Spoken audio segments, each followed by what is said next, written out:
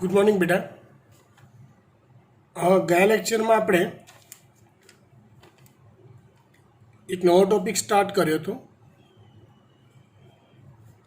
लिंग निश्चयन नामनो। लिंग निश्चयन एटले शुं? तो उत्पन्न थनारी संतति ए नर उत्पन्न थशे के मादा? उत्पन्न थनारी संतति ए नर उत्पन्न थशे के मादा ए नक्की करती बाबतने लिंग निश्चयन कहेवाय। हवे एनी अलग अलग थियरीज होय, जे पैकी एक थियरी आपणे जोई थी गया लेक्चर में, विषम जन्युज थियरी। कई थियरी? विषम जन्युज थियरी। मतलब नर अने मादा ए बे पैकी कोई एक एवुं होय के जे बे अलग अलग प्रकारना प्रजनन कोषो सर्जे अने बीजुं एवुं होय के जे एक समान प्रकारना प्रजनन कोष सर्जे। राइट? जेना उदाहरण में આપણે મનુષ્યની વાત કરી હતી, ડ્રોસોફિલાની વાત કરી હતી અને પક્ષીઓની વાત કરી હતી. Remember that? ફાઇન. આજે આપણે બીજી વાત કરીએ લિંગ નિશ્ચયનની.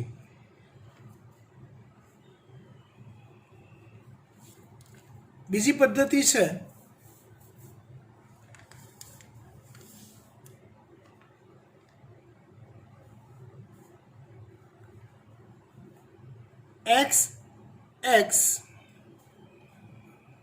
X0 पद्धति। आम तो आ पद्धति ने तमे विषम जन्युज थियरी में गणी सको, एनो ज एक टाइप गणी शकाय। X0 पद्धति मतलब सजीव में लिंग निश्चयन माटे XY आવું वेरिएशन होवानी जग्याए कोई एक सजीव एवो होय कि जेमा बे एक्स लिंगी रंगसूत्र होय अने अन्य सजीव एवो होय जेमा एक एक्स लिंगी रंगसूत्र ज होय। मतलब एक सजीव में रंगसूत्रों बेकी संख्या में होय, जोड़ी होय ने, जोड़ी होय એટલે बेकी संख्या में होय, અને बीजा सजीव में रंगसूत्रों एकी संख्या में होय। केम के लिंगी रंगसूत्रों में एक सजीव में एक ज एक्स है, आ 0 है। 0 एटले नो रंगसूत्र एवं एटले एक में जेटला रंगसूत्रों है बीजा में एना करता एक ओछू है। ए पद्धति एटले X0 पद्धति। हवे कीटकोनी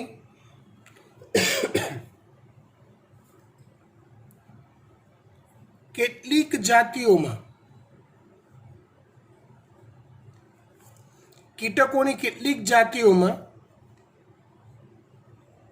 માદાનું બંધારણ ડબલ એ જે દૈહિક રંગસૂત્રો દર્શાવે છે પ્લસ XX હોય અને નરનું બંધારણ ડબલ એ પ્લસ X0 હોય। તો मादा में जयरे जन्युओ सर्जाय, जन्यु मतलब प्रजनन कोष सर्जाय, तो ए प्लस एक्स प्रकारना होय। नर में जयरे प्रजनन कोष सर्जाय त्यारे ए बे प्रकारना होय। एक होय ए प्लस एक्स प्रकारनो अने बीजो होय ए प्लस 0 प्रकारनो। मतलब लिंगी रंगसूत्र કેટલાક પ્રજનન કોષો કે જન્યુઓમાં સર્જાય જ નહીં, નરમાં. તો જે સંતતિ સર્જાય એ કાં તો AA પ્લસ XX સર્જાય. જો આવું થાય તો એ સંતતિઓ માદામાં પરિણમે, અને કાં તો બંધારણ AA પ્લસ X0 સર્જાય. તો આવી સંતતિ નરમાં પરિણમે.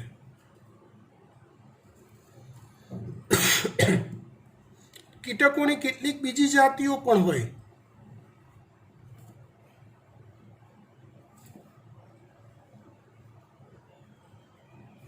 જેમાં માદા એ AA પ્લસ X0 હોય અને નર AA પ્લસ XX હોય. તમે સમજો બેટા, અહીંયા વિષમજન્યુ જ થિયરી લાગુ પડે જ છે. મનુષ્યમાં, પક્ષીઓમાં, ડ્રોસોફિલામાં વાય નામનો એક અલગ રંગસૂત્ર હાજર હતો. અહીંયા વાય રંગસૂત્ર હાજર નથી. બસ એટલો જ તફાવત છે બંનેની વચ્ચે. બાકી આ પદ્ધતિ વિષમજન્યુ થિયરીનો જ એક ભાગ ગણી શકાય. ખબર પડી ગઈ વાત? ફાઇન. હવે જો આ હું નથી કરતો, આ તમારે જાતે કરવાનું છે. જાતે આવડશે ને? માદા AA પ્લસ X0 હોય, નર AA પ્લસ XX હોય. તો અહીંયા જે રીતે કરીને બતાવ્યું એ પ્રમાણે જવાબ લાવી અને કયા પ્રકારની બંધારણ ધરાવતી સંતતિ એ નર બનશે અને કયા પ્રકારની બંધારણ ધરાવતી સંતતિ માદા બનશે એ નક્કી કરી શકાય. બરાબર?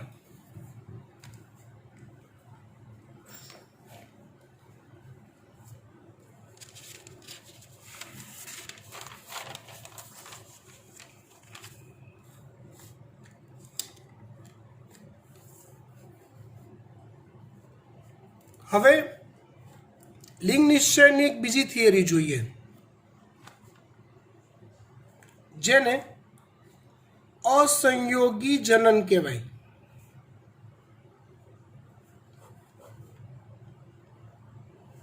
જો એકવાર આખો ટોપિક તમે બેઝિકલી સમજી જાઓ, પછી જ્યારે હું ટોટલ લિંગ નિશ્ચયનું રિવિઝન કરાવીશ ને, એક લેક્ચરમાં કરાવીશ આ બધું મેથડ પતી ગયા પછી, ત્યારે તમને એ સમજાવીશ કે નીટમાં કેવી રીતે પૂછાય, તમારે આ નીટમાં કેવી રીતે ઓળખી શકાય, આમાંથી MCQ કેવા હોઈ શકે. બરાબર? વાત કરીએ અસંયોગી જનનની. સૌથી પહેલાં તો અસંયોગી જનનનો અર્થ આપણને ખબર પડવી જોઈએ. જનનનો અર્થ થાય છે પ્રજનન. સંધિ છૂટી પાડીએ આપણે. અસંયોગ પ્લસ પ્રજનન. પ્રજનનનો અર્થ થાય નવી સંતતિનું નિર્માણ.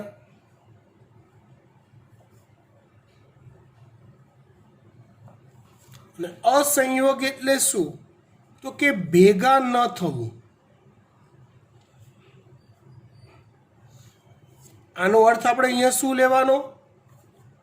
તો ભેગા ન થવું એટલે શુક્રકોષ અને અંડકોષ નું ભેગા ન થવું. મતલબ શું ન થવું? તો ફલન ન થવું.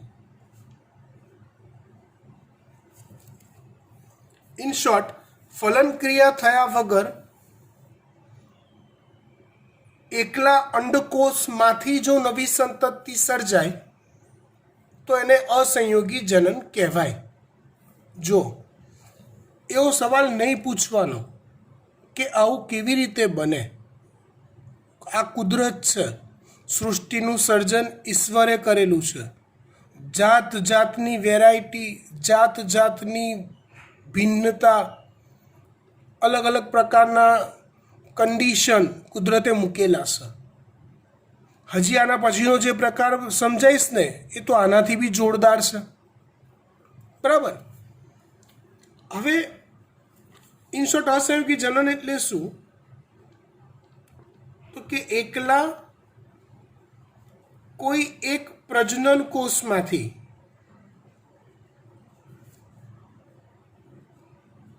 અંડકોષ લો કે શુક્રકોષ લો, એકલા કોઈ એક પ્રજનન કોષમાંથી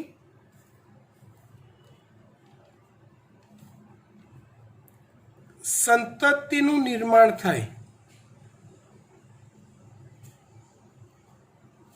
ફલન ક્રિયા થયા વગર, તો એને અસંયોગી જનન કહેવાય. તેને અસંયોગી જનન કહેવાય.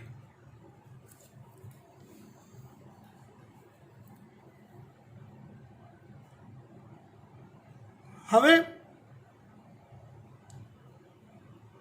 કીટકોની કેટલીક જાતિમાં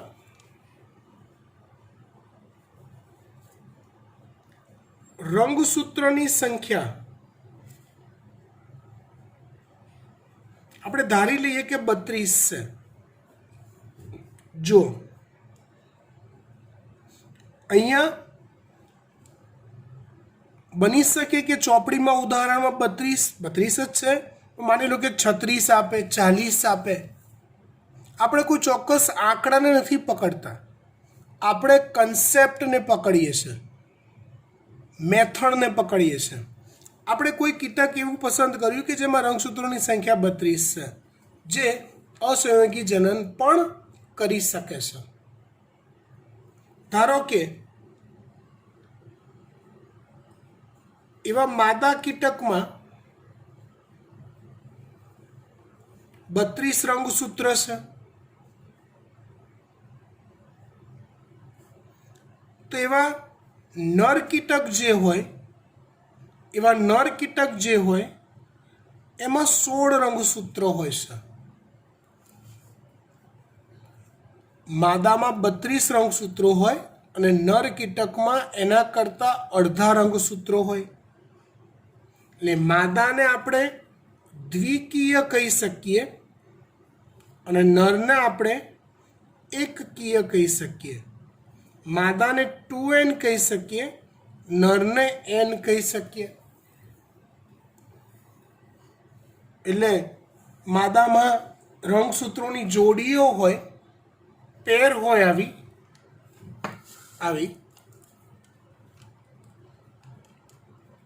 અને નરમાં રંગસૂત્રોની પેર ના હોય, આવા સિંગલ રંગસૂત્રો હોય. એટલે નરમાં રંગસૂત્રોની સંખ્યા અડધી હોય છે અને માદામાં પૂરી, એટલે નરમાં હોય એના કરતાં ડબલ હોય છે. આવા કીટકોમાં અસંયોગી જનન થાય. નવી સંતતિનું નિર્માણ શેના પર આધાર રાખે? તો જુઓ, પહેલાં આવે જન્યુઓ. તો 32 છે, જન્યુઓ રચાય એટલે રંગસૂત્રોની સંખ્યા કેવી થઈ જાય? અડધી, એટલે 16. એટલે 2n હતી તેમાંથી કેવી થઈ ગઈ કહેવાય? nn.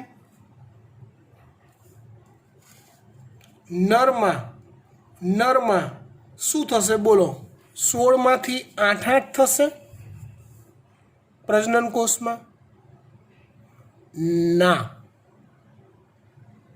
ના થાય. n હોય ને તો n નું n જ રહે. આમાં એક નિયમ કામ કરે છે. કયો નિયમ એ હું તમને 5 મિનિટમાં સમજાવું. પહેલાં કન્સેપ્ટ પૂરો કરી દઉં. નરમાં ઓલરેડી રંગસૂત્રો n છે, તો અર્ધીકરણ ન થાય. નરમાં આ સમયે પ્રજનન કોષોના નિર્માણ સમયે સમભાજન થાય, સમસૂત્રી ભાજન થાય, અને જે પ્રજનન કોષ બને એમાં 16 રંગસૂત્રો જ આવે.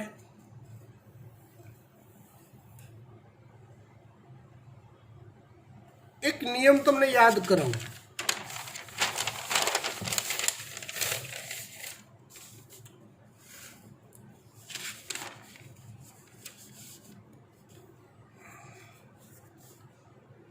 નિયમ શું કહેશે?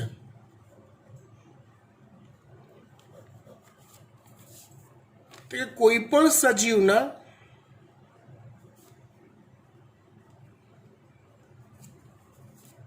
જે પ્રજનન કોષો હોય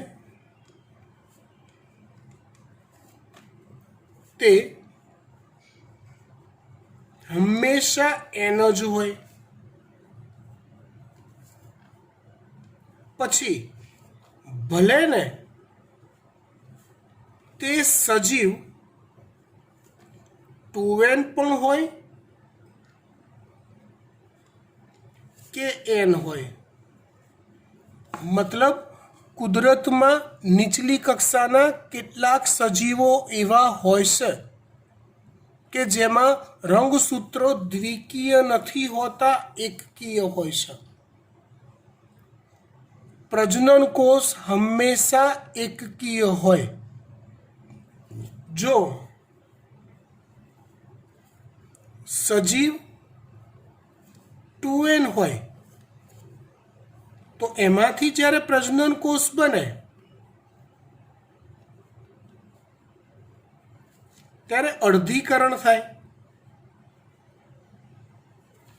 મતલબ n રંગસૂત્રો આવી જાય.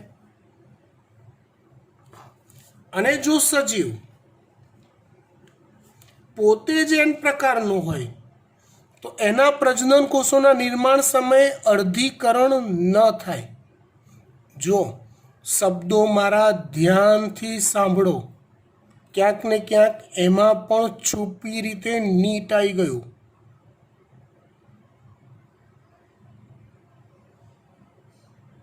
જે બાળકો એલર્ટ રીતે સાંભળે છે અને લેક્ચર જુએ છે એને ખબર પડી કે હું શું કહું છું.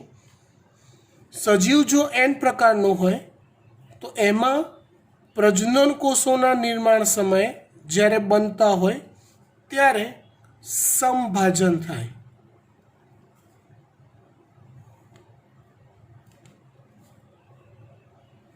અને જે પ્રજનન કોષો બને n પ્રકારના જ બને. ચલો, નીટમાં શું કામ લાગશે? તો જનરલી આપણા મગજમાં એક માન્યતા અને એક આપણો ગોખણપટ્ટી નેચર એવું શીખવાડી ગયો છે આપણને કે ભાઈ પ્રજનન કોષોના નિર્માણ સમયે અર્ધીકરણ થાય. આપણને સરે બી આવું જ શીખવાડ્યું હોય કે પ્રજનન કોષોના નિર્માણ સમયે અર્ધીકરણ થાય. પણ આ વાત કન્ડિશન એપ્લાય જેવી છે.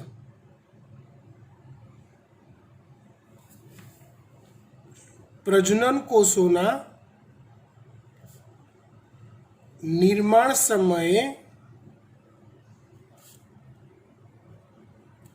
અર્ધીકરણ થાય. ફૂદડીનો અર્થ ખબર છે ને? કન્ડિશન એપ્લાય થાય. શું કન્ડિશન છે? તો કે જ્યારે સજીવ 2n અથવા દ્વિકીય હોય ત્યારે જ. જો સજીવ n હોય છે, એકકીય હોય છે, ત્યારે પ્રજનન કોષોના નિર્માણ સમયે સમભાજન જ થાય છે. તમને લઈ જાઉં, ભૂતકાળમાં લઈ જાઉં.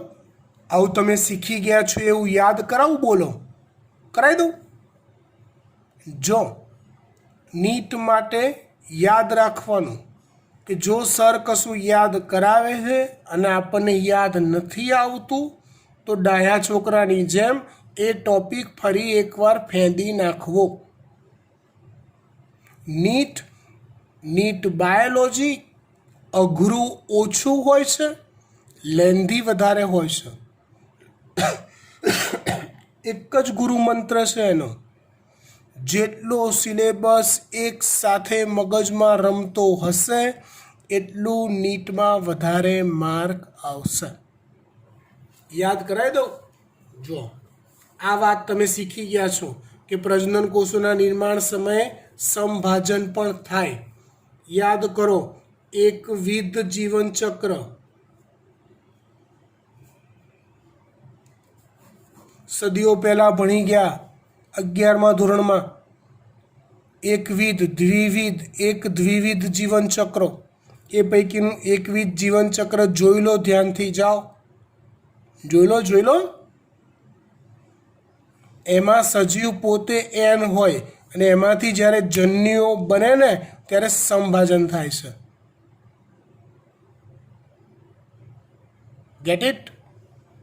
ઓકે, ફરી પાછા આવી જઈએ આપણે અહીંયા. તો કીટકોની કેટલીક જાતિમાં માદા દ્વિકીય હોય અને નર એકકીય હોય છે. એટલે માદામાં રંગસૂત્રો ધારો કે 32 હોય તો નરમાં 16 હોય છે. નેચરલી એન સજીવ હોય તેમાંથી પ્રજનન કોષોના નિર્માણ સમયે સમભાજન થઈને NN પ્રજનન કોષો બને. 2N સજીવ હોય તો પ્રજનન કોષોના નિર્માણ સમયે અર્ધીકરણ થઈ NN રંગસૂત્રો હોય. માદામાં 32, તેમાં પ્રજનન કોષોમાં 16, નરમાં 16 તો પ્રજનન કોષોમાં 16.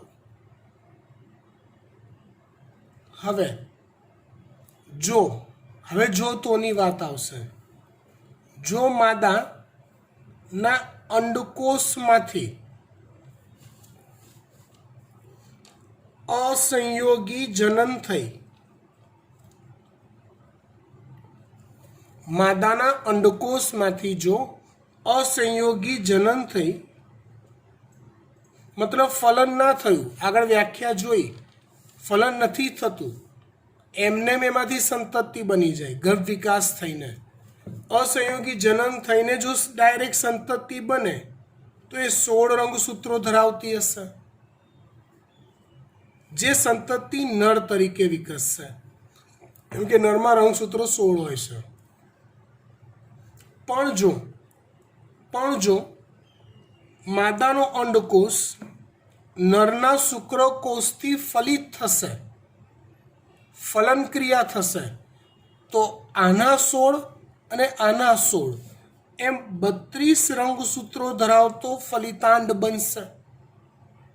જે 32 રંગસૂત્રો ધરાવતા ફલિતાંડમાંથી જે સંતતિ બનશે એ માદા તરીકે વિકસશે.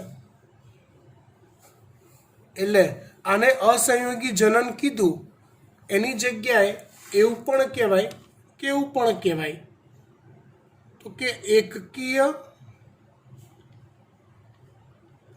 દ્વિકીય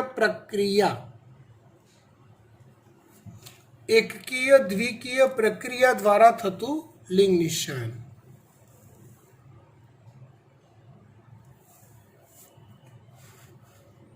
સમજી ગયા? ફાઇન.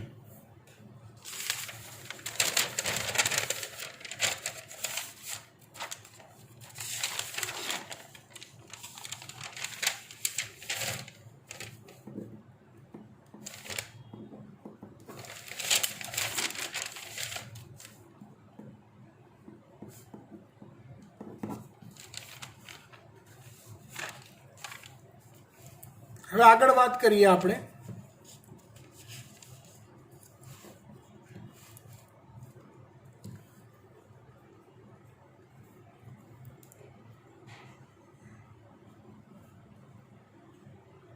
લિંગ નિશ્ચયન પર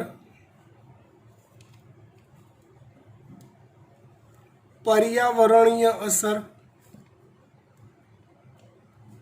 મતલબ લિંગ નિશ્ચય નક્કી કોણ કરે?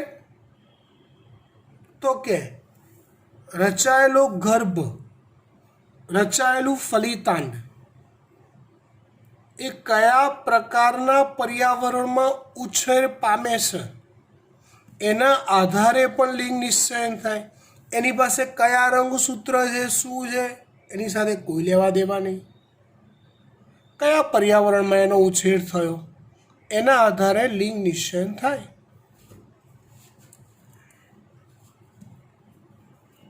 ફલિતાંડ નો વિકાસ જે પર્યાવરણમાં થાય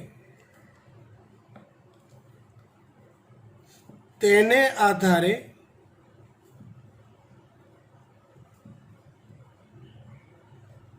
લિંગ નિશ્ચયન થાય, તેને કહેવાય લિંગ નિશ્ચયન પર પર્યાવરણની અસર. જોરદાર ઉદાહરણ છે આનું, મજા આવે એવું. જોઈએ આપણે.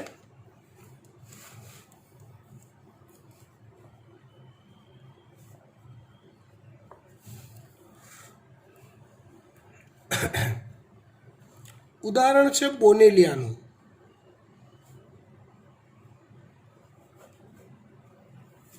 તમારે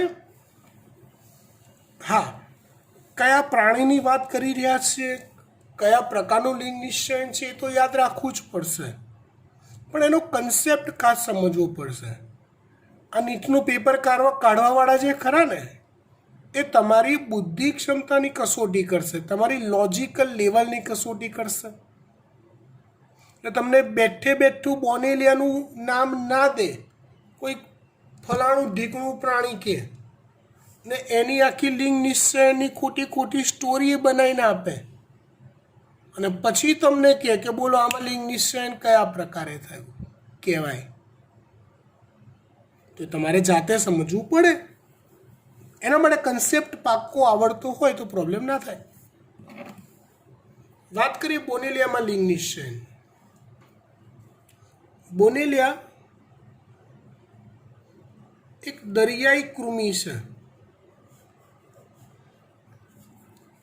દરિયામાં જોવા મળતું એક કૃમિ છે. કૃમિ એટલે નાનકડું સજીવ.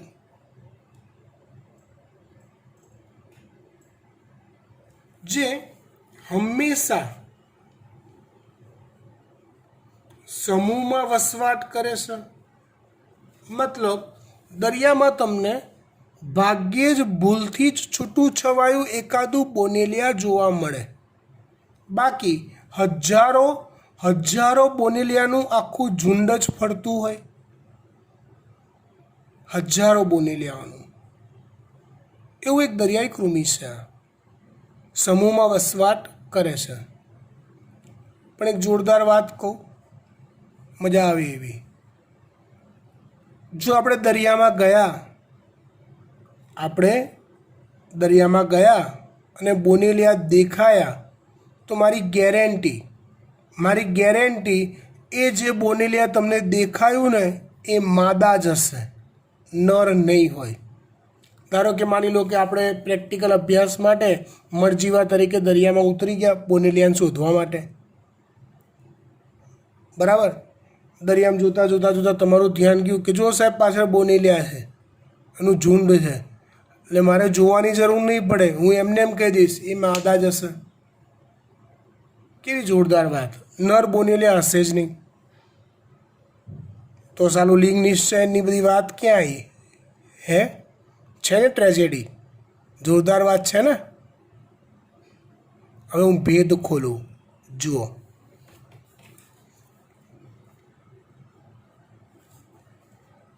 આ જે હું આકૃતિ દોરું છું ને એ માદા બોનેલિયાની છે.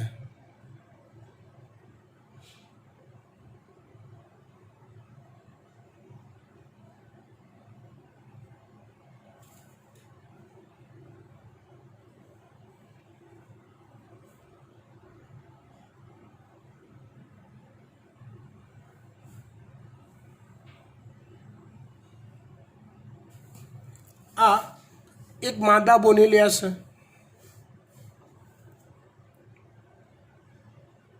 જેની પાછળના ભાગે આવી એક લાંબી સૂંઢ આવેલી હોય છે. પૂંછડી પણ કહી શકાય કેવી હોય તો. ના, નથી. મજાની વાત એ છે, કોણ છે આ કીધું આપણે? તો કે માદા બોનેલિયા છે. મજાની વાત એ છે કે નર બોનેલિયા એ માદા બોનેલિયાના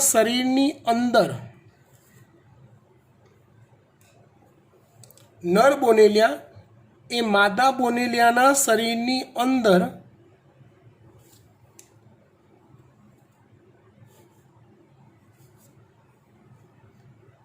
અંતઃપરોપજીવી તરીકે વસવાટ કરે છે. જેમ કે તમારા પાચન માર્ગમાં હજારો પ્રકારના બેક્ટેરિયા અંતઃપરોપજીવી તરીકે વસવાટ કરતા હોય, એટલે કરમિયાના કૃમિ તમારા પાચન માર્ગમાં અંતઃપરોપજીવી તરીકે વસવાટ કરતા હોય. આ કોરોના એ તમારા શ્વસન માર્ગમાં અંતઃપરોપજીવી તરીકે વસવાટ કરે છે. એમ માદા બોનેલિયાના શરીરની અંદર આવા હજારો નર બોનેલિયા અંતઃપરોપજીવી તરીકે વસવાટ કરતા હોય. હવે યાર, જે અંતઃપરોપજીવી હોય એ નરી આંખે થોડો દેખાય, અને એ તો માદાના શરીરની અંદર ક્યાંક ખૂણામાં પડ્યા છે હજારો નર બોનેલિયા. દરિયામાં આપણે ઉતર્યા, દરિયામાં આપણે મરજીવા તરીકે ઉતર્યા ને બોનેલિયા શોધ્યા, જે તમને આંખેથી દેખાયો તો એ બોનેલિયા કયો હશે? માદા હશે. નર તો નરી આંખે ક્યાં દેખાય છે? એ તો માદાના શરીરની અંદર અંતઃપરોપજીવી તરીકે વસવાટ કરે છે. સાચું કે ખોટું? હે ને? એટલે તમને જે બોનેલિયા દેખાશે હંમેશા કયો દેખાશે? માદા જ, નર દેખાશે નહીં. હવે હમણાંમાં લિંગ નિશ્ચયન વાત આપણે કરી રહ્યા છીએ. પર્યાવરણની અસર હેઠળ થતું લિંગ નિશ્ચયન. આગળ વાત મેં એવી કરી કે સજીવનું જે ફલિતાંડ છે એનો વિકાસ કયા પર્યાવરણમાં થાય એને આધારે લિંગ નિશ્ચયન થાય. ઉદાહરણ આપણે આપ્યું બોનેલિયાનું. હિસ્ટ્રી એવી કીધી એની કે એ દરિયાઈ કૃમિ છે, સમૂહમાં વસવાટ કરે છે, અને નરી આંખે દેખાય એવા બોનેલિયા માદા છે. નર બોનેલિયા એ માદાના શરીરની અંદર અંતઃપરોપજીવી તરીકે વસવાટ કરે છે. હવે લિંગ નિશ્ચયન કેવી રીતે થાય? તો કે માદાના શરીરની અંદર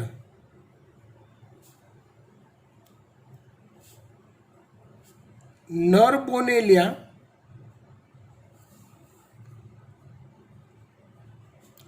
અંતઃપરોપજીવી તરીકે હોય.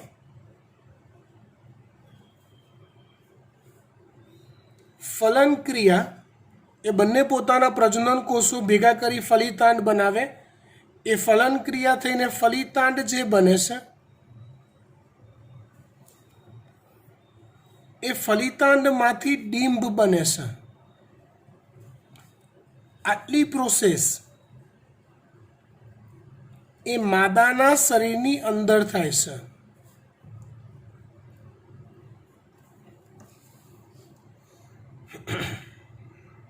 ત્યાર પછી એ ડિંબ સૂક્ષ્મ હોય છે. સૂક્ષ્મ એકવાર આ શુંડ ગ્રંથિમાંથી બહાર આવી જાય છે.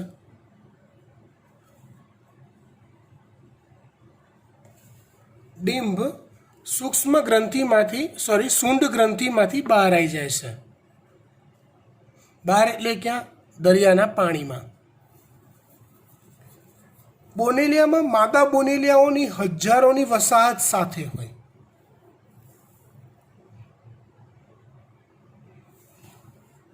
ડિંબ એ શુંડ દ્વારા બહાર આવી જાય છે. એ શુંડ દ્વારા બહાર આવ્યા પછી શું થશે? તો કે મે બી એ ડિંબ કાં તો આ બોનેલિયાની સૂંઢમાં જ પાછું જશે, કાં તો આજુબાજુ એવા બીજા હજારો બોનેલિયા હશે. હજારો હશે બોનેલિયા આવા, એની સૂંઢમાં પાછું જશે. કાં તો કોઈ સૂંઢમાં નહીં જાય, દરિયાના પાણીમાં ને પાણીમાં જ રહેશે. સ્ટોરી ફરીવાર સાંભળો.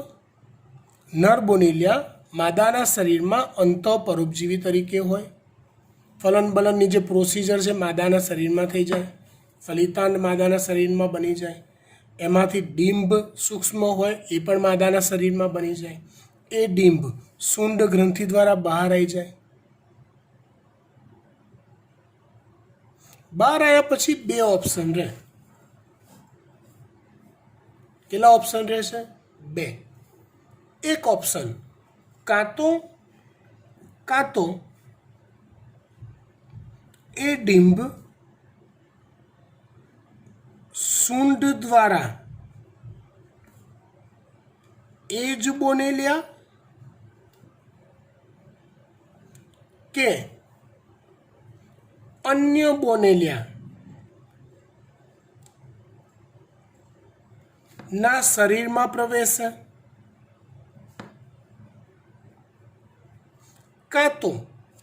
કાં તો એ ડિંબ દરિયાના પાણીમાં જ રહે.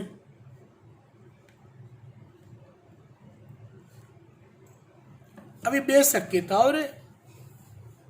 અહીંથી ડિંબ નીકળ્યું, કાં તો એ જ બોનેલિયાની સૂંઢમાં, કાં તો આજુબાજુ હજારો બોનેલિયા હોય એમાંની કોઈની બી સૂંઢમાં ઘૂસી જાય, અને કાં તો કોઈ સૂંઢમાં અંદર ના જાય, પાણીમાં આવી જાય. જો ડિંબ સૂંઢ દ્વારા એ જ બોનેલિયા કે અન્ય બોનેલિયાના શરીરમાં પ્રવેશવામાં સફળ થશે તો એ શરીરની અંદર એ ડિંબ નર બોનેલિયામાં ફેરવાશે, અને જો એ પાણીમાં જ રહેશે તો એ ડિંબ માદા બોનેલિયામાં ફેરવાશે. મતલબ અર્થ શું થયો? અર્થ એવો થયો કે ભાઈ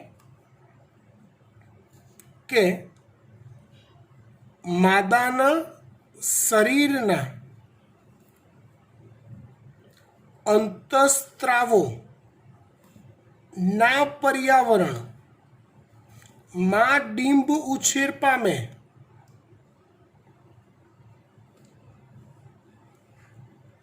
તો એ નરમાં પરિણમે, અને જો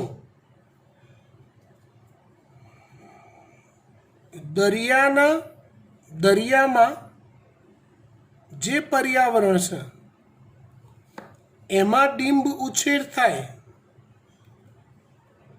તો એ માદામાં પરિણમે. In short